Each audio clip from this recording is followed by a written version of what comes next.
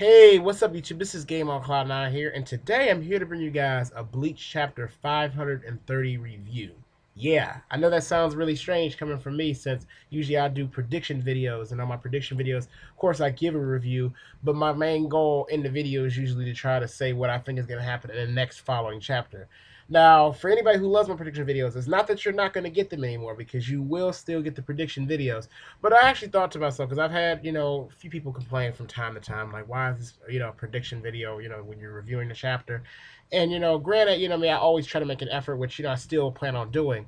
I figured when I think about when I read every chapter, some chapters I have where they're really hard to predict, or there's not really much to predict, or I should say the chapter's kind of self-explanatory. Like, it's fairly easy to kind of guess what's going to happen in the following chapter in the next week.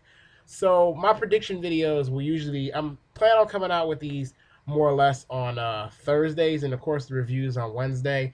And you won't get a prediction video probably every single week. It's only, well, I'll say, I mean, I guess you get it every single week if there's enough information given from a chapter. But I figured I'll start doing predictions videos based on what I think is going to happen in the next coming chapters, if the chapter is informative enough. But it still doesn't mean that I won't give you guys, of course, a review, rundown, my thoughts, and analysis on the chapters to come. So, anyway, this Bleach chapter this week, let's just start off with the beginning of it. Of course, we're continuing through this flashback, and let me just say, this flashback right now is, pretty enjoyable. I mean, it has it's right now. It seems like it's kind of having this parts like, if anybody doesn't know, like sometimes comic relief is a hit and miss with me. Like some parts I really don't care for. You know what I mean? Like we had a little bit of comic relief, a little bit with Ishin. Like it was kind of supposed to be like a serious moment, but at the same time, a little bit of comic relief about a joke that Ishin made in the beginning of the chapter, because we see his interaction with these two Shinigami that are pretty much over this particular town or city. I think Narukishi City. And Ishin's pretty much telling them just to run down, stay out of the way. I've got this. Head back to Soul Society. And right after that, obviously, the other part of the chapter, we end up actually switching over to a mansion, and that mansion actually includes Masaki Kurasaki's scene. So we finally see Masaki Kurosaki make a debut in this flashback, and she's interacting with, I guess you could say, Uryu's. I guess that would be his grandmother, or you could say Ryuken's mother. And pretty much we find out a few things about her and Ryuken, that they had an arranged marriage at one point. And not only that, but she actually was receiving training and living with the Ishida family. So you can kind of see the Ishida family. Not only that, but they seem to be pretty prominent, the fact that they're living in this mansion. Now, when I saw this mansion, I kind of thought to myself, like, is that the mansion that Genjo and like Tsukushima were in, or whatever, that we saw that they fought at in the Fullbringer arc? I don't think so, but I mean, that's the first thing that came in my head. But after looking at it again, I'm like, I don't know. It's probably a different mansion. I mean, obviously, that's not, they're in, maybe this city is like filled with mansions. I don't know. Maybe it's a really rich town or not. So it could obviously be a different mansion. But yeah, yeah. So this, I mean, I definitely, can see why. Remember Kurige said something about the Ishida family, or was surprised at the fact that Uryu, his arrows or his holy arrows, weren't that strong according to Ichigo back when he fought, or Ichigo fought against Kurige. And you can see that the Ishida family seems to be very serious when it comes down to Quincy training. You can see it even goes back to not just Soken, but obviously his wife. I'm assuming she's probably a Quincy as well, since they're really serious about having pure blooded Quincy in their family, and that's why, of course, Masaki's been brought into the family. And tell me if you guys agree with this, but does Masaki, based on her personality, remind you of Orihime? Like, I really thought of that. Like the comic, the kind of like her like comical expressions and some of the things that she was saying really reminded me of Orihime. So a lot of people who are like Ichiori fans that really want that to go down, like with the pairing. I mean, hey, I could already probably tell you that that's probably going to happen, especially since in Kubo's, like when he first, I think like what was it called, the one shots or whatever. I think the first date, like Bleach's first debut. It wasn't like the original. It wasn't the first chapter of Bleach, obviously, because we all know what happens in the first chapter of Bleach, but the chapter that Kubo tried to get published, like the first version of Bleach, I guess you could say, Ichigo had a thing for Orihime and Nat. So I mean, I already figured Ichigo's probably going to end up with Orihime at the end of Bleach. But I mean, that's besides the point. Some of you guys probably really don't care about the pairings, but I just kind of feel like with Masaki seeming like Orihime, to me at least, that probably hints that hey, Ichigo's probably going to end up getting with someone like his mom. So hey, I'm just saying. But obviously Ryukin, he ends up intruding when Masaki and his mother get into a dispute because she's all pissed off because I guess you could say Masaki's not like super serious about her Quincy training, or she's taking it easy. She's not like trying to rush in and go all nuts with this holy Quincy training or whatever. And Ryukin, you would like for a minute when you see it, you would think like, oh, he's standing up for her because maybe he cares about her in some way, but really Ryukin doesn't really care about it that much. He's pretty much just like, I just want to do whatever progresses the Quincy, or basically keeps the that helps out the Quincy in any sort of way. So I just want to keep Misaki happy for that particular purpose. And I don't know, like I mean, Ryukin. It's kind of funny here coming from him, since if you look at him more in present time now, he doesn't really seem like he cares much about the Quincy. So I wonder what actually breaks him, or what makes him seem as though like he doesn't really, like he kind of tosses away, his Quincy life. Obviously, we see him, pick it up to get Uryu his powers back. But I mean, we know that he doesn't really deal with that stuff much anymore, especially dealing with Soken. And we know Soken is supposed to be off in some particular place right now called, I think, like Fifth Field or something like that.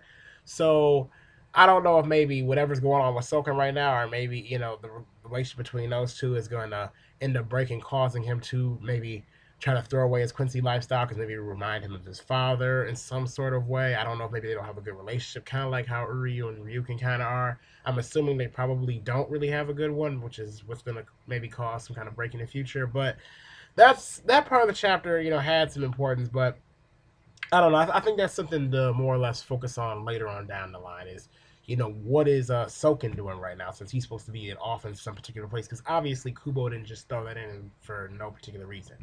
And the end of the chapter, obviously we see Ishin sitting on a building. It's raining, and those two Shinigami or whatever, they're thinking like, oh, should we get out of here? And they're like, no, no, no, we're good. I mean, we go back, we're gonna get demoted. And then Ishin trying to figure out, okay, what can I draw out? Whatever's been killing all these Shinigami out there. He figures he'll raise his Ryatsu, and then instantly those two Shinigami, those fighter Shinigami, end up getting killed. Now it's funny what Ishin actually says in that particular scene, because he says something along the lines of like, oh, that can't be it, or that's not, like his Ryatsu isn't what caused that thing to come out, and which is kind of weird because it's like it responded as soon as he did that. So I find that scene a little strange, but anyway, right after that, Ishin ends up seeing the thing appear right behind them, which we can clearly see is most likely a Vasto Lorde that looks straight up like Hollow Ichigo. And let me say, like, when I saw that, I'm thinking like, okay, this thing has to have a connection to Hollow Ichigo in some way. It has to. I mean, the design obviously is, Kubo did that purposely. I mean, even when from the side, the mask kind of looks the same, so you can guess that probably in the front, if it looks exactly the same in the front, I'm saying Aizen had some kind of connection. I mean, we all know how Ichigo got his hollow powers, but I don't know if maybe when Ichigo, like when Masaki got pregnant or something like that, maybe I don't know, some of the Ryatsu from that hollow somehow ended up transferring into her body or what? Because we all know he's a Fullbringer as well. But obviously, I'm thinking this how the way it looks is too coincidental for it not to have some kind of connection to Ichigo. I mean, there's always a chance it's not, but I mean, for Kubo to do that, it would be a little bit strange. But yes, Ichigo, and not only that, but you know what? If I remember correctly, aren't all hollows, don't all of their masks, aren't they usually different, and all like they're all different types of shapes and sizes? So that for that mask to be pretty much almost virtually the same is a little bit weird, because I thought all hollow masks were different, and they shape different, according to the person's soul. So I don't know. It's kind of like a Zapato in a way, I guess you could say, like a hollow mask. I know Genjo even described one's hollow mask and how it, or I guess how it works, in connection, like comparing it to like a full ring. So I don't know exactly, but This chapter, I mean, definitely, did have the surprise factor to the end, which I really liked. And I'm definitely looking forward to the confrontation between Ishii and this Hollow. I'm definitely thinking that this is the thing that's going to like injure Ishii since it's already raining, and we already kind of have the scene set. I noticed that Kubo has been set. He set times in the beginning, set a time like in a day on this like when this incident occurred. So that lets me know like okay, maybe there's some importance with the time of the day. So I think that we definitely all should pay attention to that. I definitely look at the time of the day. I think it said I think June the 6th, I believe this happened, or oh no, June the 4th. Yeah, June the 4th. So definitely pay attention to that. They even have the time and the place or whatever. So I guess we'll see, of course, where this all unfolds from there and how this time or this day particular, ends up factoring in. But I'm just wondering if Masaki ends up taking this thing out because I'm thinking this is the thing that Masaki ends up taking out.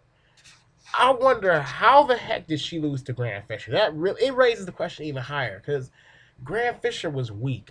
He straight up was weak. So I mean, this if this is a Vasto Lorde, if you know anything about Vasto Lordes, Ukiura was a Vasto Lorde. Well, he's a Rancard, but he started off as a Vasto Lorde. So was the the third spot, I believe, second and the first. So if you mean to tell me that they start off with Vasto Lordes and Masaki can take out a Vasto Lorde, but then she loses to Grand Fisher, that makes no sense to me. So I mean, there had to be some kind of crazy situation. Something maybe she got attacked from by behind, maybe by Aizen or something. Like during an experiment, maybe nobody just saw, but maybe she got ready to try to kill Grand Fisher. And maybe Aizen was like, "No, I'm using him for something," and just like took her out real quick. Who knows? But I mean, I definitely think like I just can't see it. I mean, like, obviously Kubo has to have more of a crazy story behind Masaki. Like everything happened. Which I think he's even stated that before that there's more to Masaki's death than we all know. I just can't imagine what actually like really did happen. Seeing as how I don't even see a struggle. Seeing how crazy that Hollow looked, that Vasto Lorde, I don't even see there being a struggle between Masaki and Grant Fisher, seeing as how strong that Hollow seems. I mean, I could be wrong; it may not be strong at all, but I mean, I'm assuming it is, especially since it's been killing off Shinigami all easily, and then on top of that, it's a Vasto Lorde. So I have no idea. I've seen some theories out there that some say that maybe that could be Masaki as a like I guess some type of Quincy Hollow hybrid or whatever. I don't think that's the case, but I've seen that out there. Um, I'm definitely wondering, when Aizen's gonna jump in the mix of this, because I'm definitely thinking the next chapter is probably gonna be the chapter that pretty much leads into the situation where Ishin gets injured, like we saw a couple weeks ago when he first told Ichigo that he was that Masaki was a Quincy. So we're probably just gonna go pretty much probably gonna end off in that scene next week. So yeah, that's pretty much my thoughts on this week's chapter of Bleach. In case any of you guys didn't actually know or you didn't see my last video or my predictions, so you didn't know about my rating system, this is the new rating system as filed. I'm probably gonna start putting it down in the description just so everybody will know.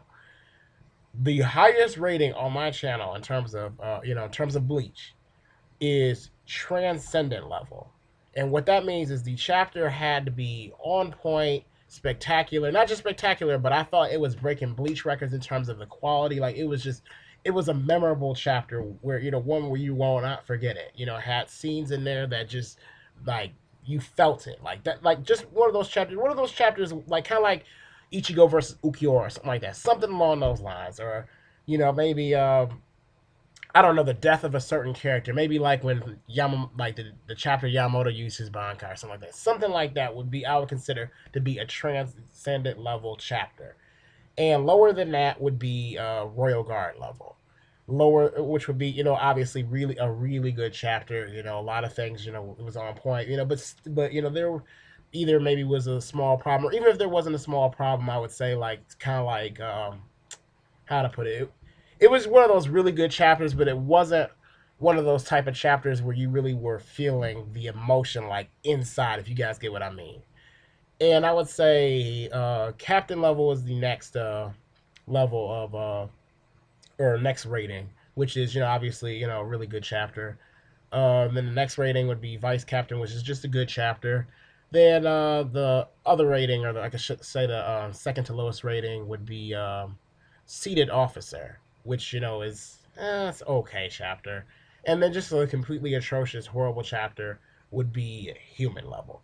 So my announcement, or I should say, my rating for this week's chapter would definitely have to be, I would say, captain level, because I felt like this chapter overall, I mean, you had, I mean, like it had a nice flow to it. I didn't really care for the comedy in it too much. It was there, place a little bit, but you got a little bit of a feeling for Masaki's personality. It's set up with a good cliffhanger at the end of the chapter, and I felt like the confrontation you have building up, and you even got a little date to get an idea of, setting the time. Of course, and we even know the place of everything is going down. So I felt like the way everything was set up and the way that the chapter ended off, as well as seeing the inner, like getting a feel for Masaki's personality a little bit in this chapter, as well as even seeing how Ryukin was back in the day, definitely does speak for itself. So I definitely think this was a pretty good chapter, as far as like overall. So I'm definitely going to give this a captain level chapter. I mean, this was straight up a captain level chapter. That's the type of Reiatsu I'm calling off on this chapter. But let me know what you guys think about it. Did you think this was that type of chapter where you felt like maybe it was on a transcendent level, or did you feel as though that this chapter was just one of those really good chapters, or just a good chapter, like I would say captain level Reiatsu? Just let me know. And let me know about what you guys think about me doing like chapter reviews or predictions. Do you guys like them separate, or do you want me to include them together? But that's pretty much it. And hope you guys enjoyed this video. And thank you for watching. I'll see you later.